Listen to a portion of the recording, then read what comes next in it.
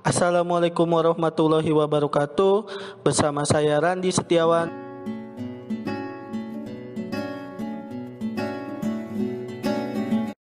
Kalian pasti sudah tidak asing lagi mendengar nama Albert Einstein. Ya, Albert Einstein sangat berjasa dalam dunia fisika. Salah satu penemuannya yaitu mengenai teori relativitas khusus, dan ada dua postulat Einstein yang menjadi dasar dari teori ini. 1. Hukum-hukum fisika memiliki bentuk yang sama pada semua kerangka acuan inersia.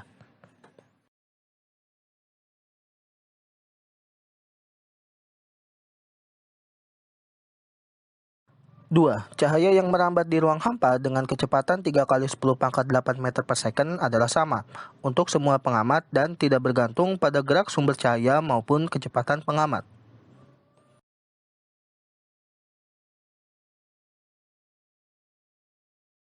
Pada postulat Einstein telah dijelaskan bahwa besaran yang tetap dan sama untuk semua pengamat hanyalah kecepatan cahaya, berarti besaran lain tidaklah sama. Besaran-besaran itu diantaranya adalah kecepatan relatif benda, panjang benda, waktu, massa, dan energi.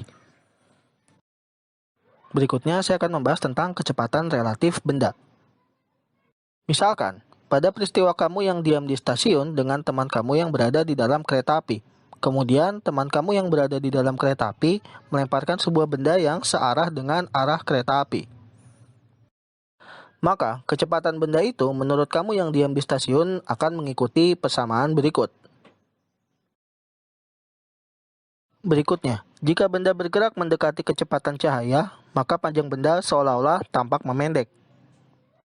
Peristiwa itu disebut dengan kontraksi panjang. Kontraksi panjang adalah penyusutan panjang suatu benda menurut pengamat yang bergerak dan dapat dinyatakan sebagai berikut. Karena ruang dan waktu tidaklah konstan, maka selang waktu yang diamati oleh pengamat yang diam dengan selang waktu yang diamati oleh pengamat yang bergerak dengan kecepatan v tidaklah sama. Dilatasi waktu adalah peristiwa pengembungan waktu menurut pengamat yang bergerak. Hubungannya memenuhi persamaan berikut. Perubahan besaran oleh pengamat yang diam dan bergerak juga terjadi pada massa benda dan energinya. Massa benda yang bergerak akan lebih besar daripada massa benda tersebut saat diam dan dinyatakan sebagai berikut.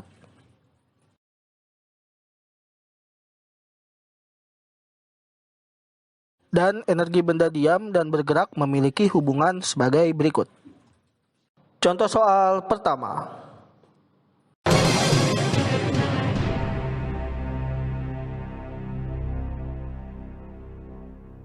Baik, dari soal ini diketahui L0 panjang benda menurut pengamat yang diam adalah 12 meter dan V kecepatannya adalah 0,8 C.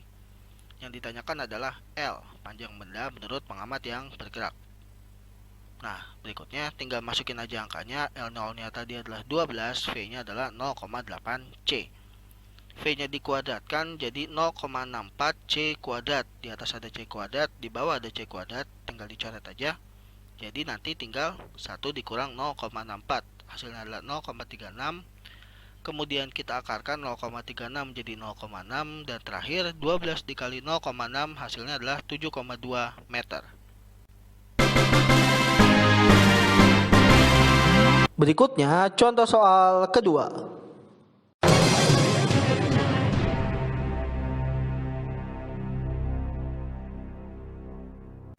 Baik, dari soal ini diketahui panjang benda diam adalah 95 meter dan panjang benda yang bergerak adalah 76 meter. Yang ditanyakan adalah V, kecepatan dari benda tersebut. Nah, pertama-tama kita masukin dulu rumusnya. L sama dengan L0 dikali akar 1 min V kuadrat per C kuadrat. Nah, terus L0-nya kita pindahkan ke bawah jadi L per L0.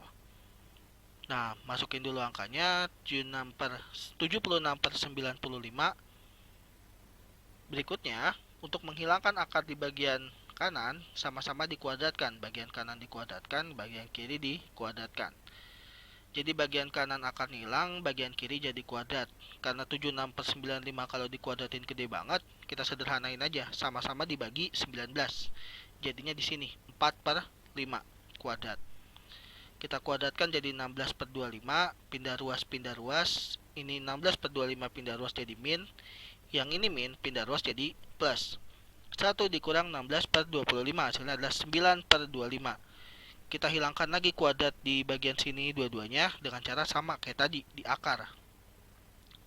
Kiri di akar, kanan di akar. Nah, yang V kuadrat jadi V, C kuadrat jadi C. Nah, 9/25 di akar menjadi 3/5. Nah, V-nya di sini, C-nya naik ke sini jadi 3/5 C, atau jadinya untuk kecepatannya adalah 0,6 C.